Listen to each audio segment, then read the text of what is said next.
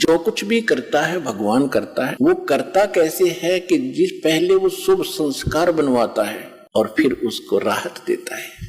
तो शुभ संस्कार बनते हैं शास्त्र अनुकूल साधना से। शास्त्र के अनुकूल जो भक्ति हम करेंगे मर्यादा में रहकर, तो शास्त्र अनुकूल साधना में सबसे पहले सतगुरु की आवश्यकता पड़ती है और सतगुरु बताता है फिर शास्त्र अनुकूल साधनाएं।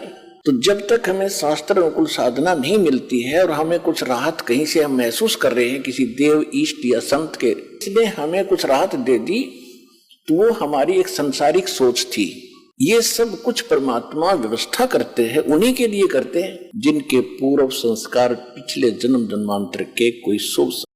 बच्चों, परमपिता परमात्मा कबीर जी सारी सृष्टि के मालिक हैं, कुल के मालिक हैं, सबके उत्पत्ति करता, सबके दान पोषण करने वाले, कर्मों के बंधन को काट के काल से छुड़वाने वाले बंदी छोड़ है। बच्चों, आप किस्मत वाले हो, बहुत अच्छी किस्मत लेकर जन्मे हो। आपको परमात्मा की शरण प्राप्त है कबीर साहब की। और इस घोर कलयुग के अंदर आज किसी के पास इतना समय नहीं है हो कि जिसने नो पता लगा जहर है फिर कौन खाओगा। और फिर देखियो इस राम रंग परमात्मा की तरफ से आपको कितनी हो रही यानी खुशी मिलेगी, तो फिर हमें ये जहर दिखाई देगा। और 100% वैसे हम किसी का दूसरा के में लेते हैं, जैसे हम दहेज लेते हैं। अब गरीब आदमी अपनी बेटी को पराई करने के लिए, सामने वाले उस भेड़िए का मुंह बंद करने के लिए चाहे कुछ भी करना पड़े, बेटी पराई करनी है, ऐसी समस्या उसके सामने होती है।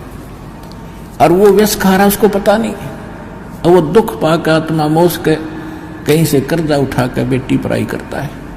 अब हमने ये प्रतिज्ञा, तो पुण्यात्माओं आप विश्वास करना, परमात्मा जिस प्रकार से भक्ति को छुपा कर कैसे गुप्त रास्ते से निकाल कर आप तक लाए हैं, काल के दूतों का हाथ नहीं लगने दिया दाता ने। तो मेरे गुरुजी के पास को ही उन्होंने बताया था, और मेरे गुरुजी इस दास के अतिरिक्त इनके लाखों शिष्य थे, किसी को संत भी बने हुए थे, लाल कपड़े धारण भी किए हुए थे, उनके साथ रह रहे थे, उनको भी ये मंत्र नहीं बताया था। ये दास के ऊपर रजा की थी। और इसका प्रमाण आप देख भी रहे हो कि नानक साहिब जी ने किसी भी सिख को, क्या वो हितैषी नहीं थे, लेकिन वो दृढ़ भक्त थे कि यदि आज मैंने इसको डिस्क्लोज कर दिया